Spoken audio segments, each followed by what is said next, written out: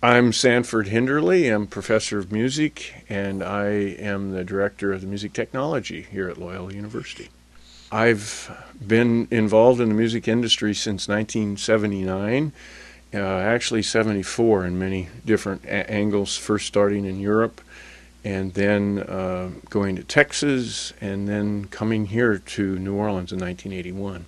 And I've been a performing gigger all of that time playing jazz, and I've also been involved in promotion of concerts here in New Orleans in the 80s and 90s in particular, with Philip Glass to the Kronos Quartet, filling Roussel twice over. It's big production stuff. And then also I have a record company. I have 25 CDs, and that's a lot of work as well.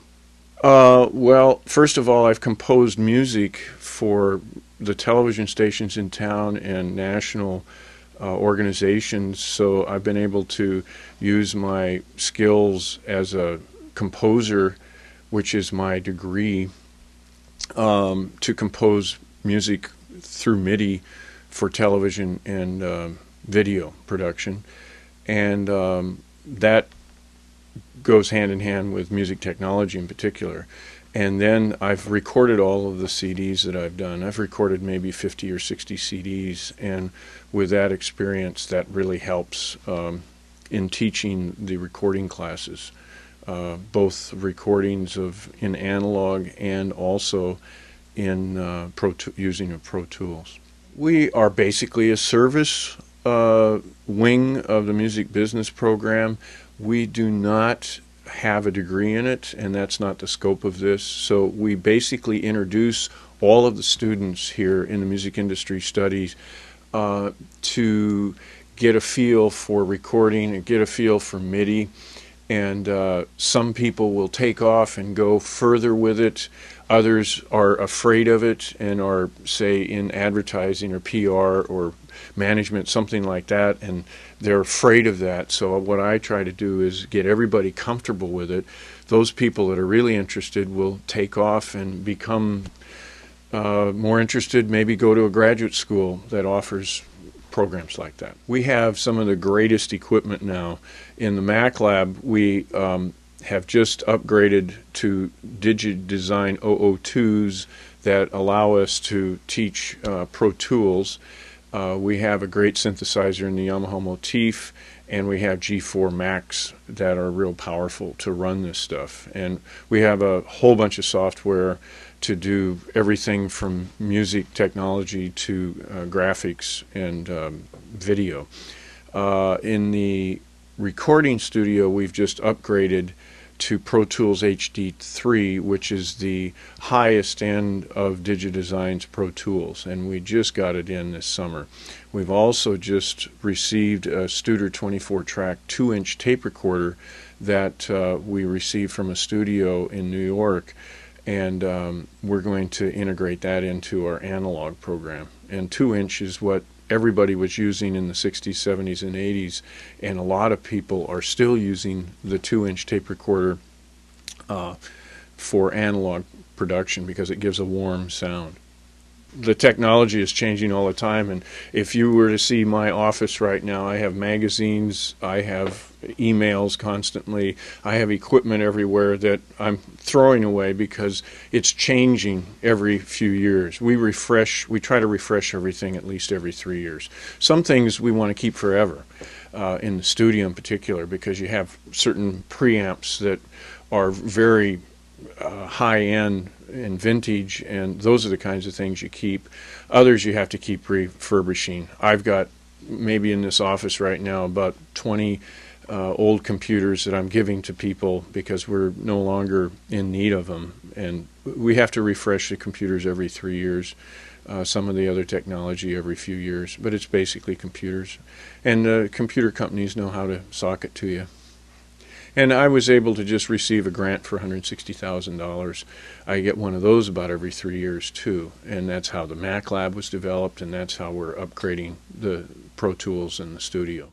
Well, in 1981, we had 2 mansions on St. Charles, and this building wasn't here. And there was an electronic music studio that was in the bedroom of the middle mansion. And it was really pretty amazing space because you were basically with very little equipment. We had a Moog synthesizer and tape recorders.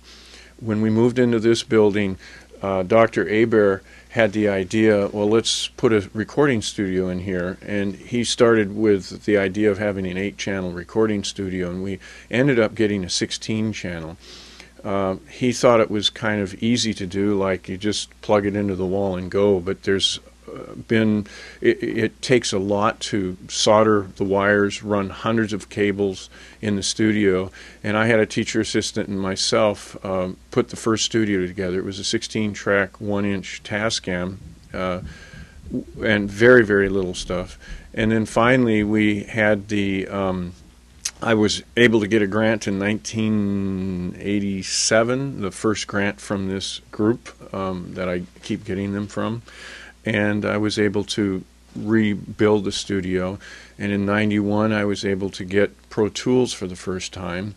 And then I've just, every couple of years, I've been able to get some money from somewhere. And it's evolved since then. And then we've had a music, in the late 80s, I built a music lab in the music building in room 203. And that's evolved 3 times. And now that is a set of Dell computers and a synthesizer for basically music theory, therapy, music ed, and other people that want to use it as a Dell. And then we have the Mac lab in the main library that is basically for music technology and graphics, and it really powerful stuff. I actually had always had some equipment. I guess you could call it just simply at first taking the amplification of a gig, learning how to plug a microphone in and getting a sound. And then you start to manipulate sounds, and I said, that's kind of cool. And we only had reel-to-reel tape recorders at that time. And then I went to graduate school at North Texas State in 1979, and I took some really advanced electronic music classes, learning on a Moog and developing tunes or compositions that were for performance that would take 4 months to compose, because you were using 3 different tape recorders and you could only get one sound at a time. Very, very archaic compared to what we can do today. The same thing that I did in 1980, 81 through the late 80s, I could do in 3 or 4 months then, I can do now in a night sometimes.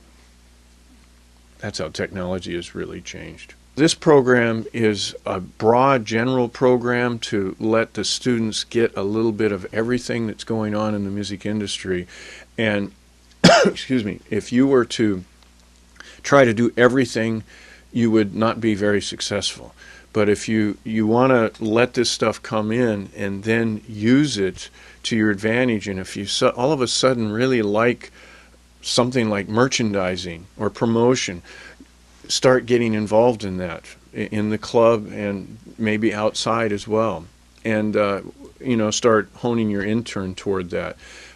If you're involved in recording, you get involved in the recording aspects of things, and you start doing that as you become juniors and seniors. But as freshmen and sophomores, you want to let everything come to you and explore it, and then go out and look at certain things. But again, you've got a lot of things going on. You've got religious studies, philosophy, chemistry, et cetera, et cetera. So you have to be careful with how much you can do.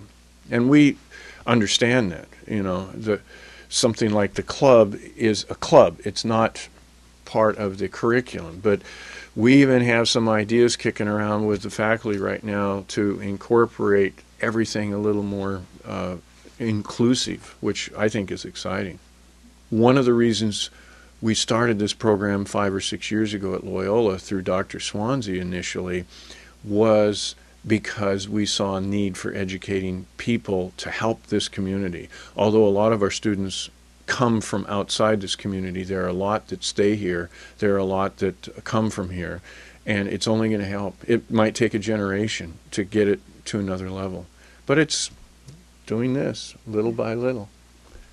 and we might be offering more. And through the students and the club and through the whole program, we're pushing forward. And you know, it's a young program. It's only 5 years old, and we have a lot to offer. And when I see, when I go to the various conferences around the country, you get to see where everybody else is and what their focus is at various universities. And that's a good thing to be going to these conferences, because you actually get to see where things are. And we're in a very good position right now nationally, and it's really exciting.